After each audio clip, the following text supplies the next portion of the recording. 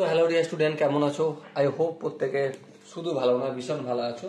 স্ক্রিনের ওপরে একটা প্রশ্ন দেখা যাচ্ছে, তাই না? প্রশ্নটা আমরা মন দিয়ে পড়বো, বুঝবো, তারপর অঙ্কটা করার চেষ্টা করব। দেখো কি বলেছে, যদি এক্স এর চেয়ে 60%, 60 এর চেয়ে 60% চেয়ে 60 বেশি হয়, তাহলে এক্স এর 60% সমান কত? কোশ্চেনটা কি বোঝাতে পারলাম? আই হোপ বোঝাতে পারলাম না। আরেকবার পড়ে নি।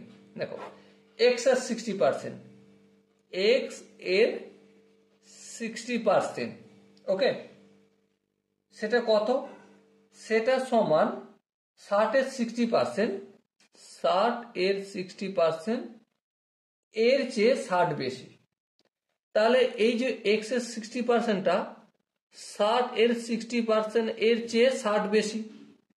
এই এক্স এর 60%টা 60 বেশি কার থেকে? 60 এর 60%-এর থেকে বেশি।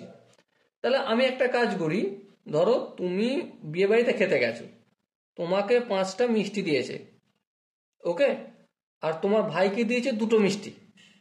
তাহলে এবারে একটা কথা বলো তো, যে তোমার মিষ্টি আর তোমার ভাইয়ের মিষ্টি কখন সমান হবে? যখন তোমার ভাইকে আরো 3টে মিষ্টি দেবে, তাই না? তাহলে এক্স এর 60%টা 60 এর 60%-এর চেয়ে কত বেশি? 60 বেশি। এক্স এর 60% বেশি, কত বেশি? 60 বেশি।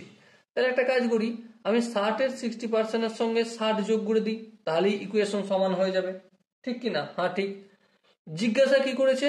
জিজ্ঞাসা করেছে আমাকে এক্স এর 60% সমান কত। তাহলে এই এক্স এর 60% সমান কত জিজ্ঞাসা করেছে, তাহলে সিম্পলি এটা ক্যালকুলেশন করে দিলেই হয়ে যায়।